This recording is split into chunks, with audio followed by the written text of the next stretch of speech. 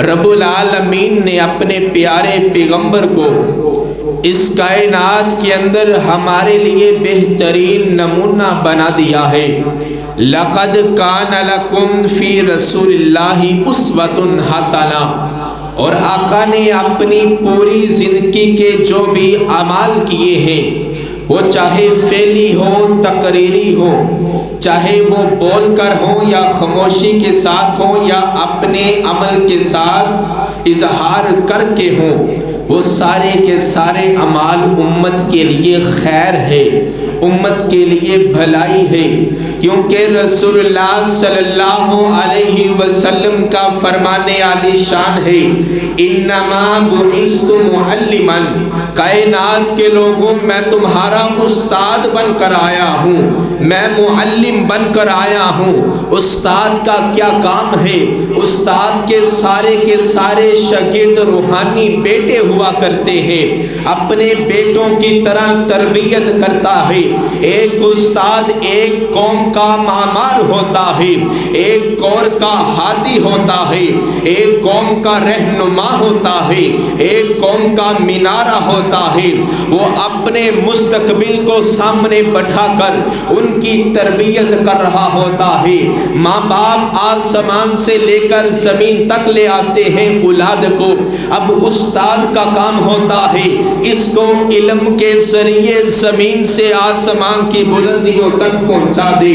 اب استاد کا کام ہوتا ہے اپنے طالب علم کے اندر ایسی علم کی روشنی کو ڈال دے، ایک استاد اپنے شاگرد کے اندر ایسا ہنر ڈال دے تاکہ پوری زندگی کسی کے سامنے بھیک مانگنے پر مجبور نہ ہو میرا طالب علم اور ہو میرا شاگرد اور لوگوں کے سامنے کشکول پکڑتا پھرے، ایسا کوئی والدین اور نہ باپ نہ استاد یہ گوارا کرتا ہے۔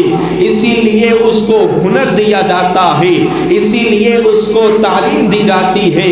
اسی لیے تو رسول اللہ نے فرمایا انما بعثت معلما، کائنات کے لوگوں میری امت میں آپ کا استاد بن کر آیا ہوں، کسی مسائل کے لیے کسی دوسرے کے پاس جانے کی اب ضرورت کوئی نہیں رہی۔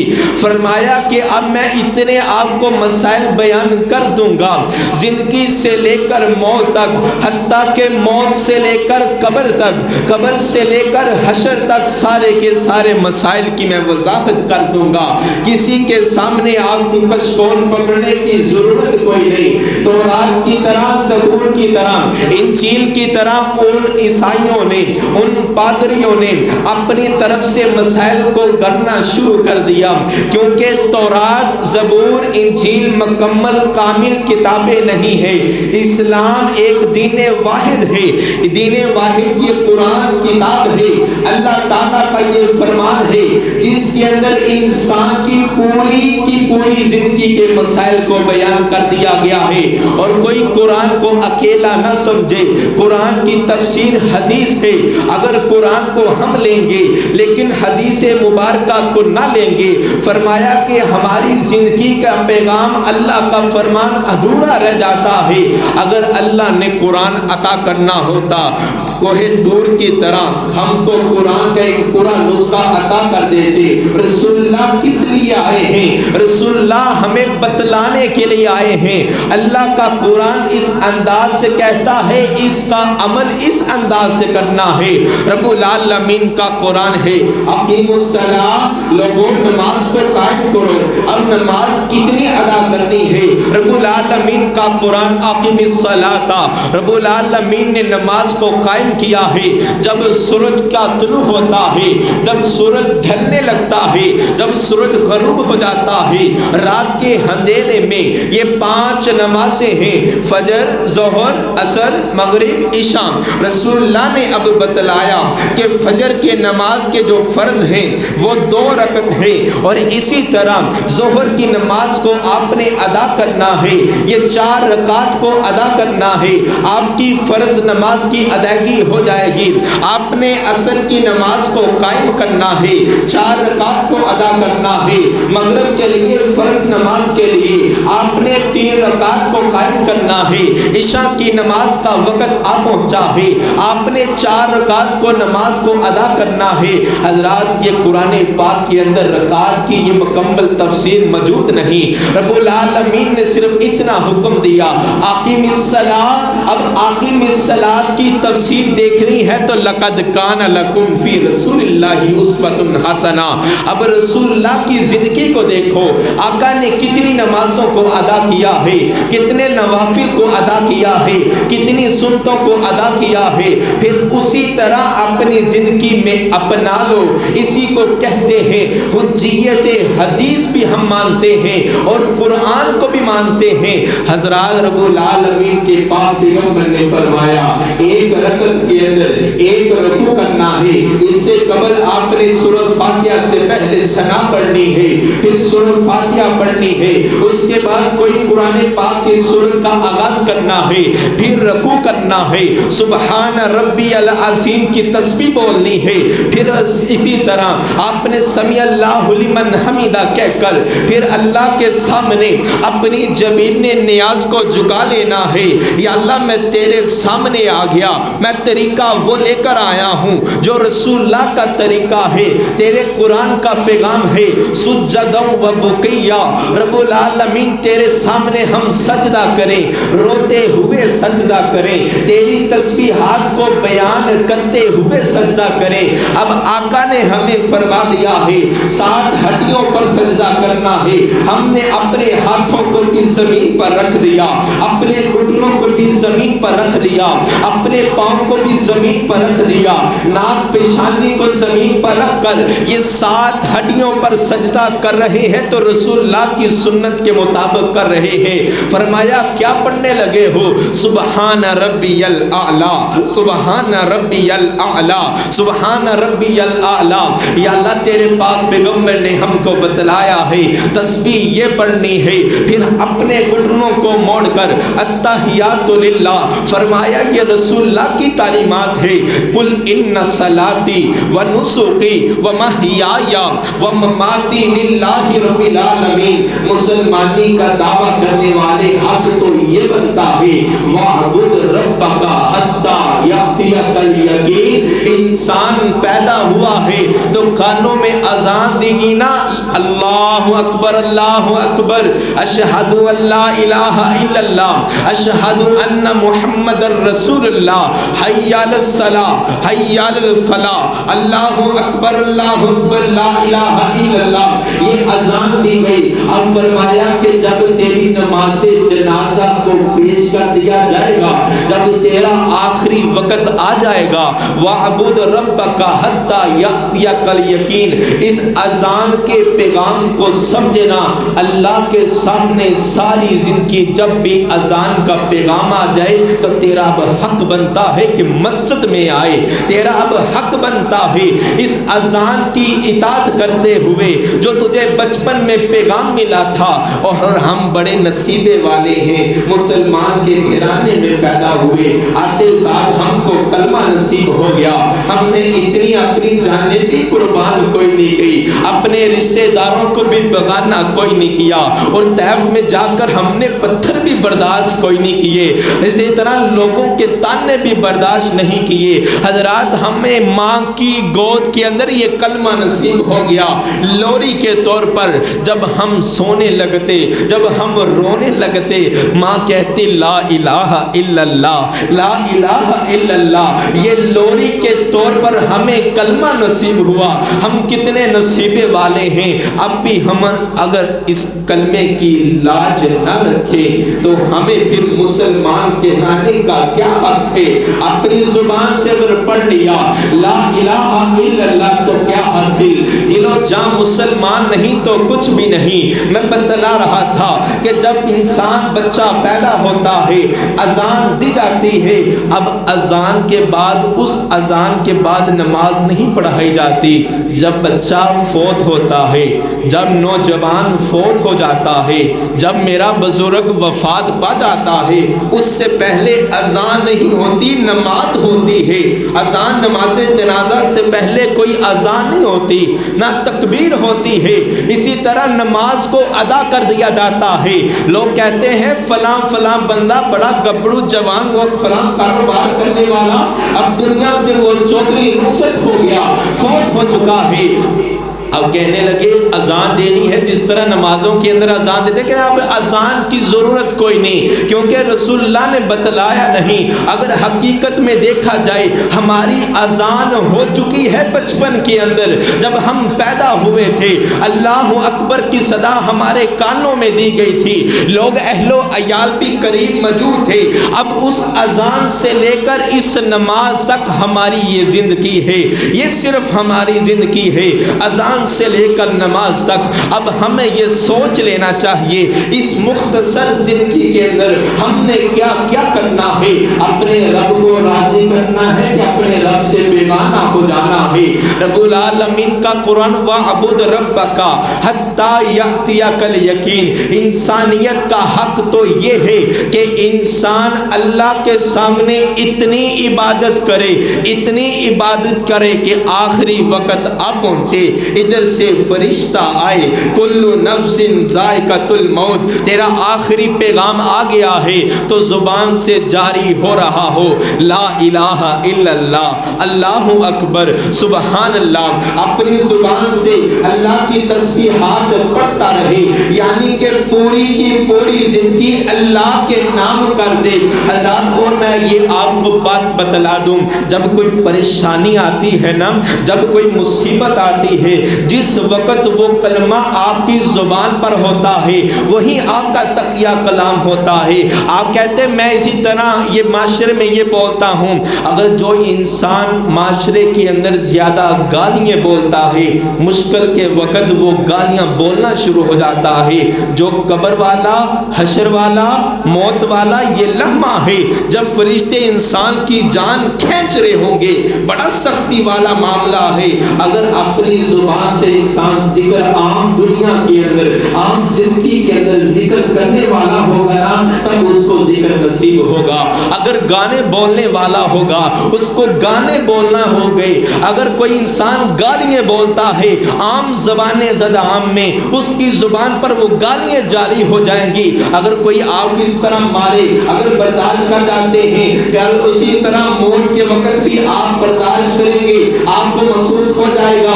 آپ اپنی زبان سے جس طرح رسول اللہ کی تعلیمات ہیں، اگر کوئی آپ کو گالی دے تو آپ نے صبر کرنا ہے۔ ان اللہ مع الصابرین، اللہ تعالیٰ صبر کرنے والوں کے ساتھ ہوا کرتا ہے۔ یا ایھا الذین آمنوا اتقوا اللہ وقولوا قولا سدیدا، آپ نے جب بھی بولنا ہے حق سچ بولنا ہے۔ اگر جب کہ آخری وقت آ پہنچا ہے، اگر آپ پریشانی کے اندر جو الفاظ بولتے ہوں گے، کوئی کہتا ہے ہائے افسوس، اف، اس طرح کے کلمات ہوتے ہیں، انسان اپنی زبان سے اکثر بولتا ہے۔ حضرات مرنے وقت پھر یہ کلمے نصیب ہوں گے، جب بھی کوئی پریشانی آئے اللہ کا ذکر کیا کرو، استغفر اللہ پڑھا کرو۔ جب بھی کوئی پریشانی آئے سبحان اللہ الحمدللہ، جب بھی کوئی پریشانی آئے ان اللہ مع الصابرین، یا اللہ میں صبر کرنے والا ہوں، میرا ساتھ دینا، یا اللہ میں تجھ سے مدد مانگتا ہوں، یا اللہ کسی کے سامنے میں مدد کرنے کے لیے اپنے کشکول کو نہیں اٹھاتا۔ جب بھی مجھے پریشانی آتی ہے یا اللہ میں تیرے دربار کے اندر حاضر ہوتا ہوں، یا اللہ جب بھی پریشانی آتی ہے میں استغفر اللہ و اتوب الیہ پڑھتا ہوں، یا اللہ جب بھی مجھے پریشانی آتی ہے میں قرآن کو کھول کر پڑھنا شروع کر دیتا ہوں، یاسین والقرآن الحکیم انک لمن المرسلین یا ایھا المزمل، یا اللہ میں قرآن کی تلاوت کرنا شروع ہو جاتا ہوں۔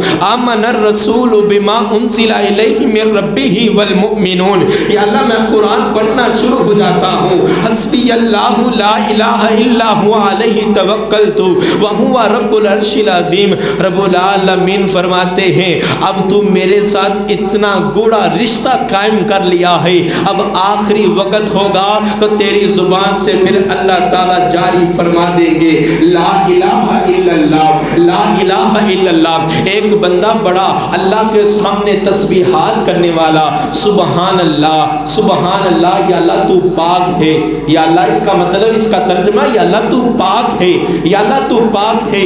चलते फिरते उठते बैठते दोस्तों यारों सज्जनों बेलियों में या अल्लाह तू पाक है, या अल्लाह तू पाक है, या अल्लाह तू पाक है, ये कलमा पढ़ता रहता। दोस्तों ने पूछा यार जब भी तुझे देखते हैं तो सुबहान अल्लाह पढ़ता है, जब भी तुझे देखते हैं तो कहता है अल्लाह पाक है, अल्लाह पाक है। कहता तूने मुझे ऐसे देखा ना, मैं सुबह से लेकर शाम तक ये बोलता हूँ या अल्लाह तू पाक है, रात के जिस पहर में उठता हूँ फिर कहता हूँ या अल्लाह तू पाक है, अगला दिन चढ़ता है फिर कहता हूँ या अल्लाह तू पाक है, सजदे के अंदर जाता हूँ या अल्लाह तू पाक है, रुकू करता हूँ या अल्लाह तू पाक है, या अल्लाह मैं अपने हाथों को उठाता हूँ या अल्लाह तू पाक है। मैं इसलिए पाक पाक पाक कहता हूँ क्योंकि अल्लाह की ज़ात पाक है, अल्लाह की ज़ात पाक है।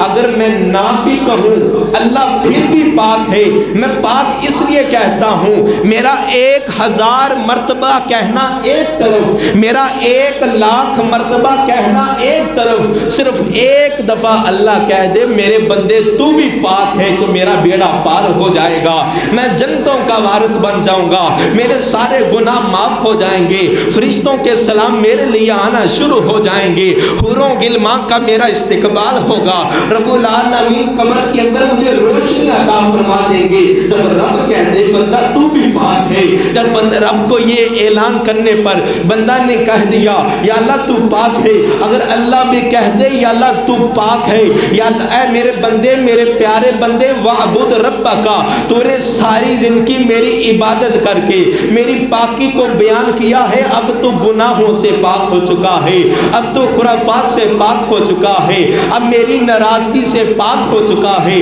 अब जहन्नम की आग से पाक हो चुका है, अब झूठ की लानत से तो पाक हो चुका है। अब मेरे बंदे सलामुन अलैकुम तिबतुम, रब्बुल आलमीन का फिर सलाम कबूल कर ले। अब अल्लाह की तरफ आ जा, या अय्यतुहन नफ्सुल मुतमइन्ना इरजी इला रब्बिकी राज़ियतम मर्ज़िया फदखुली फी इबादी वदखुली जन्नती। अब तेरा रब राज़ी हो गया है, तूने अल्लाह की इबादत इस अंदाज से की है, अब तेरा रब राज़ी हो गया है, इंशाअल्लाह अब रब तुझे राज़ी करेगा। अब इंसान की सिर्फ एक तमन्ना होगी, मुझे जहन्नम से बचाकर जन्नत के अंदर दाखिल कर दिया जाए।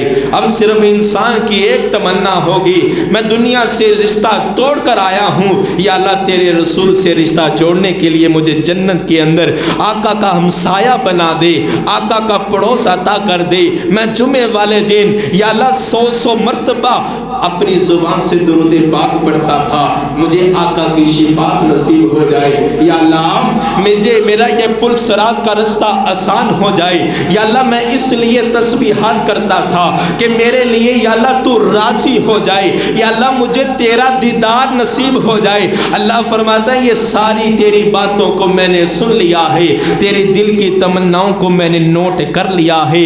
अब दुनिया में रहकर तूने मुझे राज़ी किया था, नमाजों को अदा करके, सदका खैरात करके, ज़कात को अदा करके, हमसायों पड़ोसियों का ख्याल करके, यतीमों मस्कीनों का ख्याल करके, सच बोल कर कुरान की तिलावत करके, नमाजों को अदा करके, अपनी ज़ुबान से तस्बीहात बोल के तूने मुझे राज़ी किया था।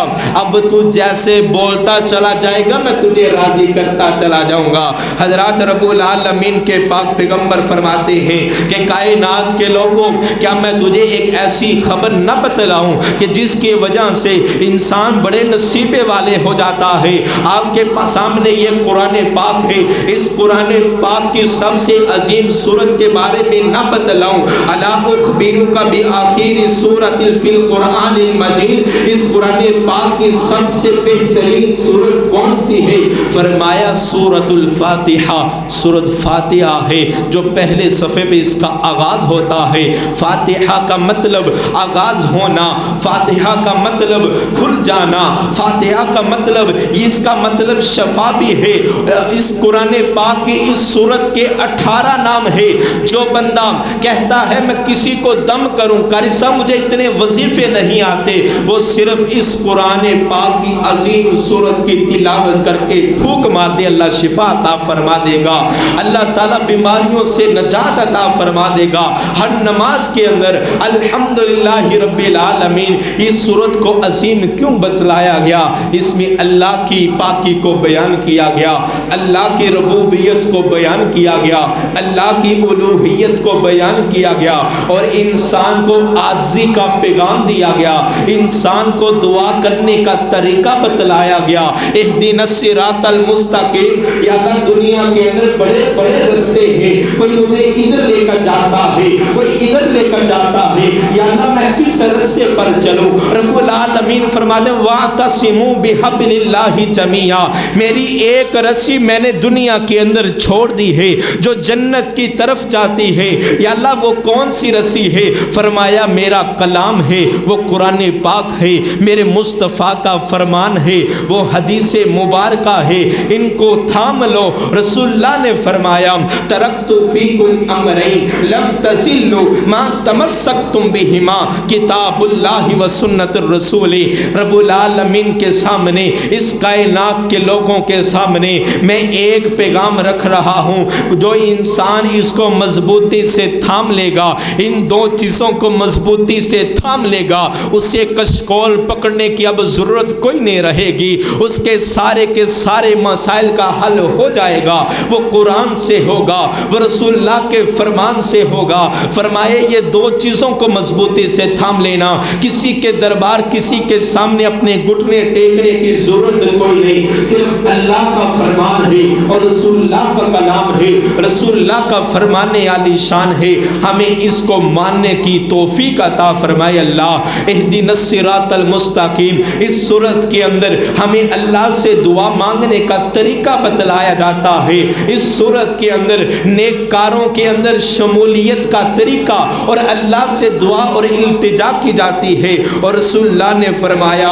کہ 4 کلمات اللہ کو بڑے پسند ہے، کلمے بڑے ہلکے، ہر ایک بندے کو یاد، جب بھی آپ چلتے پھرتے یہ کلمات پڑھا کرو۔ پہلا کلمہ سبحان اللہ، دوسرا کلمہ الحمدللہ، تیسرا کلمہ لا الہ الا اللہ، اور چوتھا کلمہ اللہ اکبر۔ سبحان اللہ، الحمدللہ، لا الہ الا اللہ، اللہ اکبر، بڑے ایزی اور بڑے آسان یہ کلمے ہیں، ہمیں یہ کلمے پڑھنا چاہیے، اپنی جنتوں کو رنگین کرنا چاہیے، اپنی جنتوں کے اندر درختوں کو لگانا چاہیے، پھل پھول شجر اناج ہمیں بڑے اچھے لگتے ہیں، آپ کے سامنے یہ پھول لگے، آپ کو اچھا لگا، آپ کی جنت بھی ایسے پھولوں سے رنگین ہوگی، اس سے بھی کہیں خوبصورت وہ پھول ہوں گے، وہ مہکنے والے پھول ہوں گے، آنکھوں کو رنگین اور خوش کرنے والے وہ پھول ہوں گے، وہ پھل پھول شجر اناج جنت کے کیا بتلانے۔ رسول اللہ نے فرمایا کسی آنکھ نے اس جیسی جنت کو کبھی دیکھا بھی نہیں، نہ کانوں سے سنا ہے، نہ زبان سے بیان کیا ہے، نہ کسی سوچ نے سوچا ہے۔ اگر ہم سوچے جنت اتنی خوبصورت، میں فلاں بادشاہ کا محل دیکھا بڑا خوبصورت، شاید جنت جیسا لگ رہا تھا، حضرات جنت ایسی نہیں، جنت کے اندر کوئی پریشانی نہ ہوگی، جنت کو اللہ نے دنیا سے اوجل اس لیے رکھا ہے تاکہ انسان اس کے لیے تیار ہو جائے، تاکہ انسان اس کے لیے عبادت کرے، اپنے رب کو راضی کرے۔ دعا ہے رب جلیل سے اللہ تعالی ہمیں اپنا سچا پکا مسلمان امتی بنا دے، ہمیں اس جنت کی تیاری کرنے کی توفیق عطا فرما دے، قرآن و سنت پر عمل کرنے کی توفیق عطا فرما دے۔